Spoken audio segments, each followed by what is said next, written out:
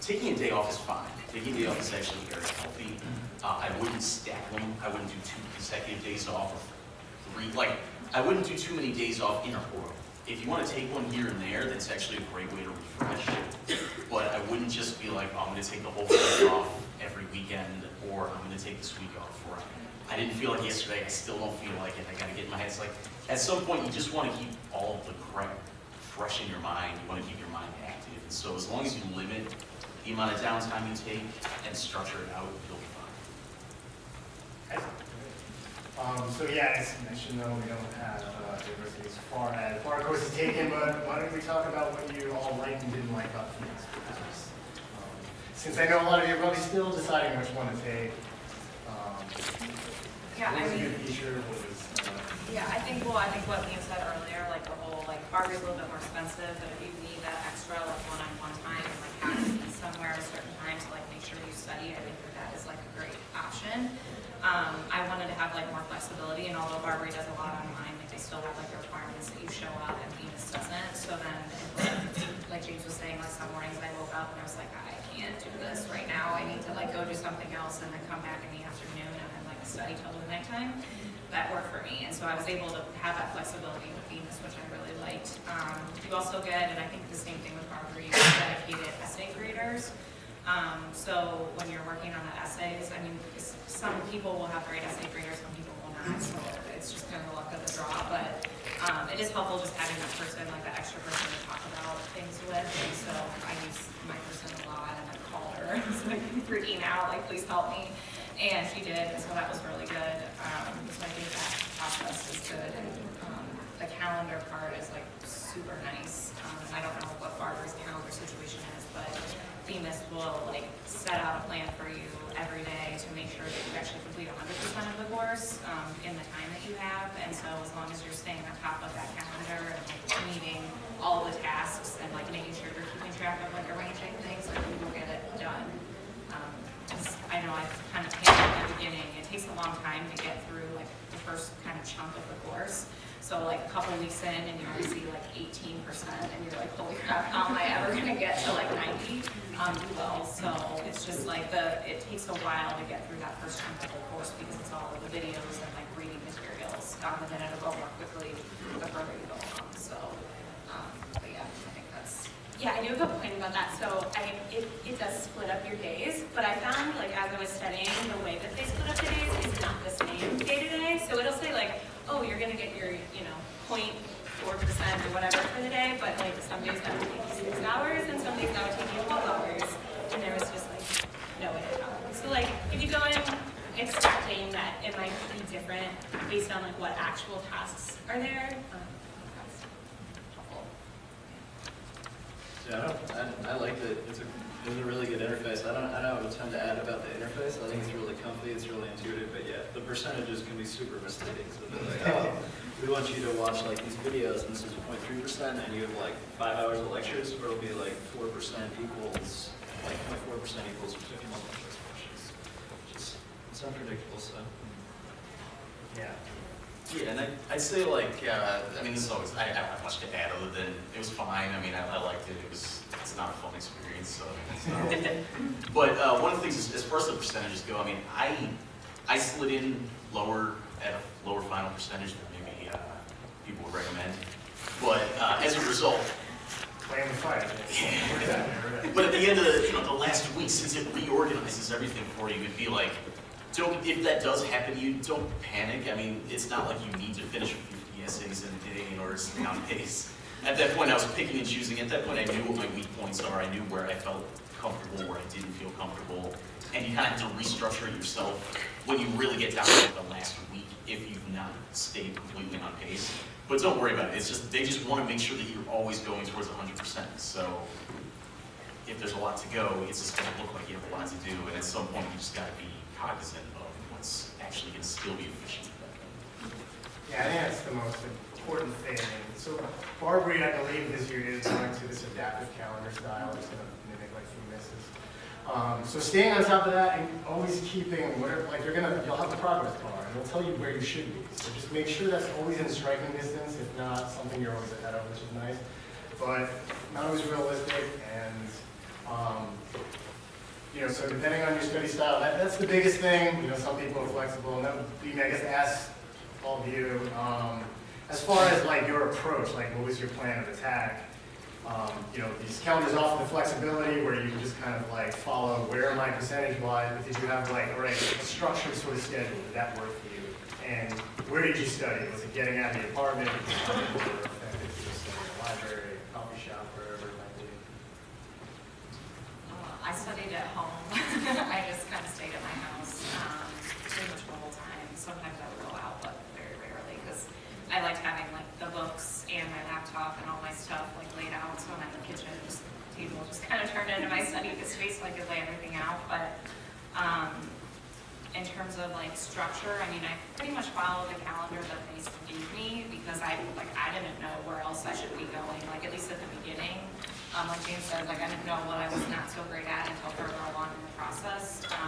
And this will all make more sense. Just by the way, like when you log into like a system for the first time and you kind of go through it and you look at it, like a lot of these things will make more sense. But it's organized by like certain tasks, and like those are broken down into topics, and then the topics have subtopics and that kind of thing. So you can like see the list, like all the items that you've done, and it'll also have like just your daily tasks lined out for you. And sometimes I would go through and I would look at those daily tasks and be like, okay, this one is going to take me forever, and I want to try to get more things done. And so I'll look at the next couple of days and see if there's anything that I could sort of like move up and finish, and then push other things to different days, depending on like, am I planning on taking a day off, or do I have something coming up, or do I want to just get a huge chunk of stuff out of the way? So that's kind of like the approach that I took. Like I said, it's something that sort of freaked me out at the beginning because I felt like I didn't have an approach and I was just sort of following along what they were telling me to do, but I wasn't feeling like I was getting through enough stuff, so I just had to sort of adjust. And like I talked to like Liam and I talked to Demas, and I just kind of got a handle on what I was doing in sort of a few weeks in. But that might happen, so just keep plugging along even if you feel like I don't know what I'm doing. That's okay, you'll get there.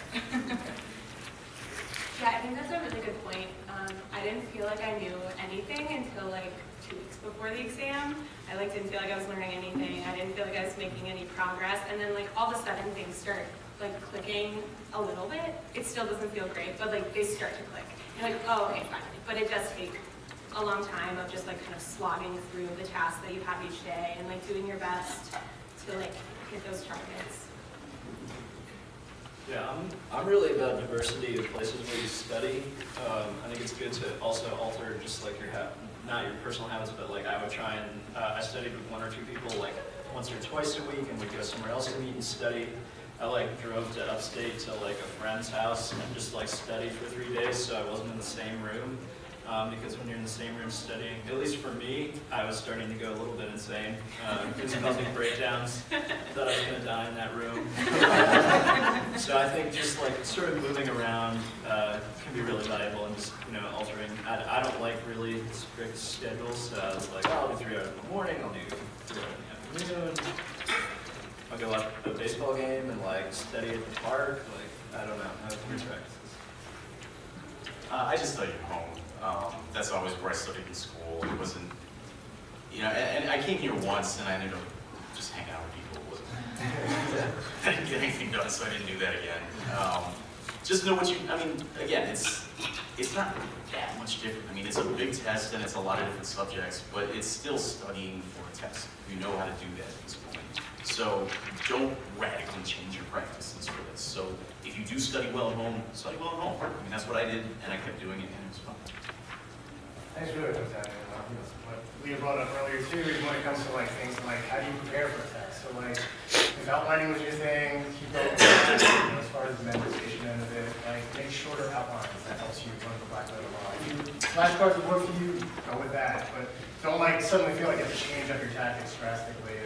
I would go for like places where you study too, where you feel most comfortable studying. But I do I'm a strong advocate of changing things up every once in a while, just to kind of like make it fresh. And it helps with like here's that whole episodic learning that happens. You might remember a topic so much better because that's when I was at Algebra T House studying, and I remember that because I was there at that time. So, but go with what has worked for you in the past.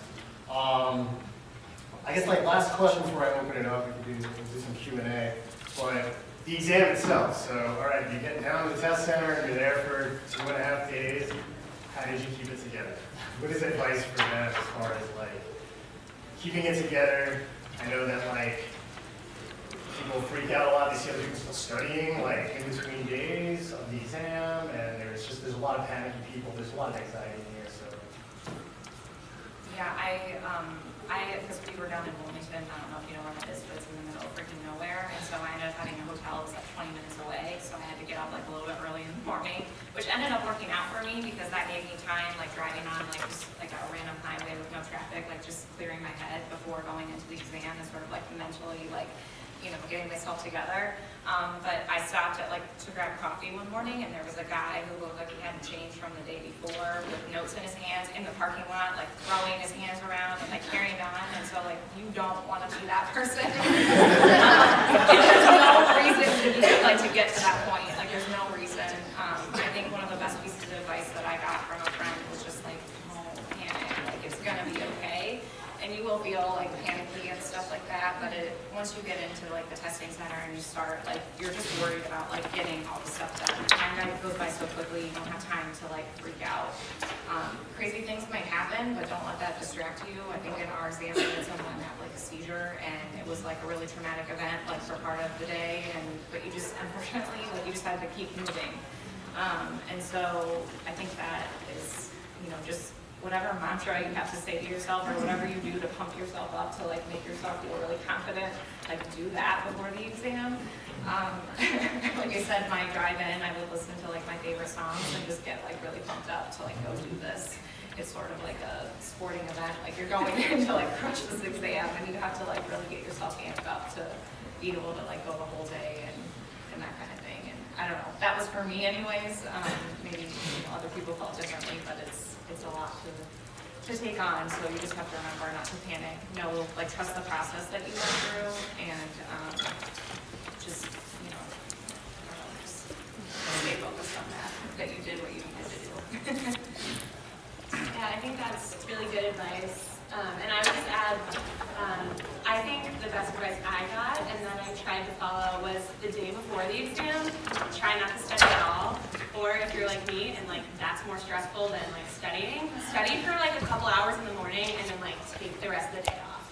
So we had to drive down to Wilmington, which is like down by Cincinnati. So I like studied for a couple hours in the morning, drove down, and then I like didn't let myself study that night. I like met up with some family that lives close to there and just like had a nice dinner, had a relaxing night, like put all the books away and like let myself look at them.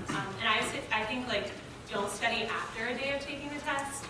You're gonna be so exhausted, like by the time you get back to your hotel room that you're not gonna want to study, and even if you do, it's not gonna be very productive. Some people did study like so you have essays the first day and then you have essays the third day. And so you've taken like 6 subjects, so you know kind of what the other 6 subjects are going to be. Some people studied, like if you know like one subject that you're not confident about is going to be tested on that third day, you might read your outline for that one subject, but don't like study everything over again. I was really worried about commercial paper. I like convinced myself, which like probably nobody knows what that is, but I convinced myself it was an exam. It wasn't, but I like was so worried about it. I didn't know, I like couldn't get the rules down, so I like studied that on the second, you know, in between those days, but it didn't come up. It was fine. I spent like 5 days learning commercial paper. Yeah, I think the weekend before and that Monday before are so important to those 3 days. I think one of the inclinations you'll have is just to like pound as much as you possibly can. I think that's a bad inclination. I think that Sunday, that Saturday, that Monday, you just need to make sure you're doing like a comfortable, 5-6 hours of work, and then just get rest. If you've been intolerable to a loved one or spouse, be more tolerable. And just go in and relax, and just don't talk to people after you do the essays. We had, I think, one this year, which there was a great discord over whether it was a agency question or a contracts question. It was the first day of the exam, and if you talked to that person that night, you might have thought you failed the exam on the first day. So trying to avoid talking to people is it's really good. So the bargaining happens at the same time as the Tour de France. So my hotel room had a channel that carried the Tour de France. So after testing, I went out with some people there, went back and I watched the Tour de France. And it's a great thing to watch because it's very, What's soothing about that? yeah, it's exciting, but it's also like, even if you don't know anything about it, it's just a lot of people just riding their bikes. You just watch it, and there's enough there to carry you over, like to kind of be like, okay, here's what's happening now, but you don't have to think very much. So it's relaxing. And that's something that, I mean, if you're in a hotel room, that would probably be an option for you. So I recommend that. That's all very, very good advice. But yeah, all right, so we have about 5 minutes left, so let's open it up for some questions. Yeah, we got one Do right you use your own laptop or do they do your laptops? Your own laptop. Yeah, You look at the can't, software like- and everything. Yeah, it's kind of like the normal exam software, except one like key thing that I didn't realize until I was in the exam is that it like cuts you off when you hit the character limit, so you can like keep typing, but it doesn't show up on your screen. It like won't let you keep typing. So like keep that in mind if you're free. You'll see though, it's got Yeah. stuff on it. Yeah, to jump on that actually is a really good point because I know like one thing about like diving down rabbit holes, just really make sure you build the basics in there first because when you have 30 minutes, you have to go back and cut characters to add characters is one of the most irritating things you'll experience. Do you guys all use your laptops?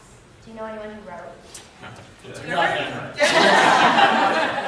There were people that handwrote. I wouldn't advise to do that. I wouldn't be here if I handwrote. Yeah. Yes. It's a lot harder too, and it's going to be, you know, you have a grader who's a lot less forgiving too. You know?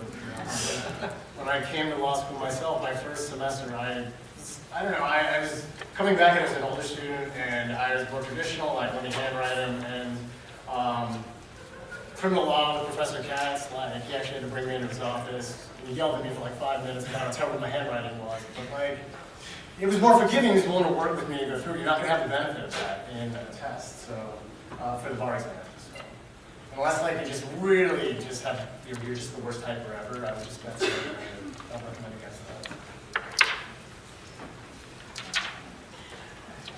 Did any of you have to work beforehand, like while you were studying? Finish.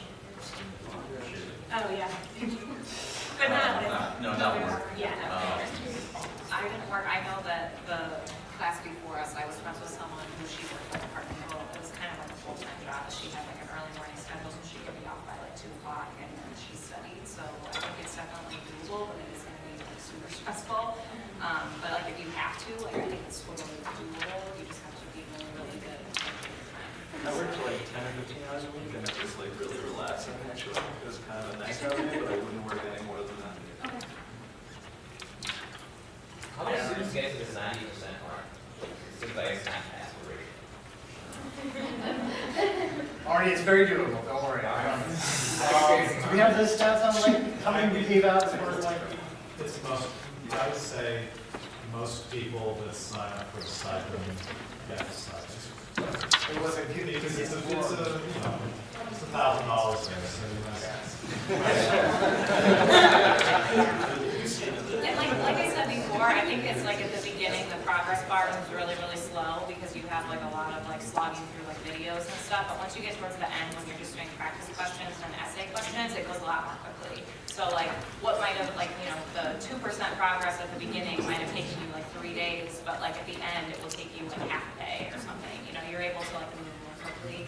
And I wanted to say one more thing, because one thing that was super, super helpful that I felt like helped save me on the bar exam was doing the practice essays, like sort of that last week.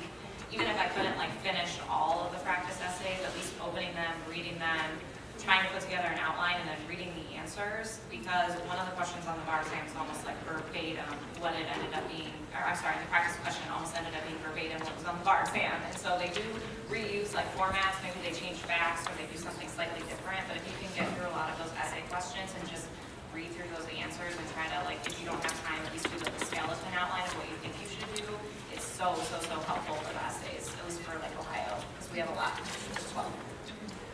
So. Any other questions? One thing I'll kind of going off what you said, is I wouldn't worry too much. There's going to be a lot of people who will inevitably compare what percentage they're at any given time. Just don't worry about it. You know, there's people who, you know, your percentage alone is not going to determine whether or not you're ready for this thing. You know, if you got 100%, but you're not really like paying attention the whole time, what's that going to do for you? And if you get to 75 or 80%, but you're really like concentrated and you really know what you're doing, you know, it balances out. So just don't feel like your worth is tied to whatever percent you're at. I mean, get as much as you can in, because the repetition and everything like that is going to definitely help you, but don't freak out. You know, once you get to within a couple days of the exam, you're at where you're at for the most part. You'll be fine, and just keep them. You know, mental health is probably the best thing. Yeah, that's really good advice, actually. That's a good way to end it here. Because, yeah, don't just think about chasing that progress bar, is right. I mean, you'll see, like, if you take Themis, it gives you the option of, like, you know, an essay will pop up, like, please complete these 2 essays. You could, like, just type the letter J and then hit enter, and that's going to count as, like, you having written that essay answer. You'll get credit for it. And then they're going to show you the answer. So if you hitting, like, 90% means you did a bunch of that just because you're like, I think I know how to answer this, and then you just look at the sample answer and move on.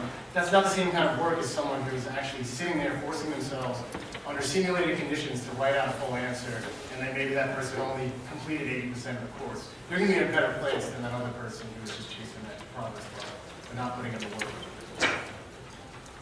All right, so I'll let you guys go. We're right at about 1 o'clock now. But thank you.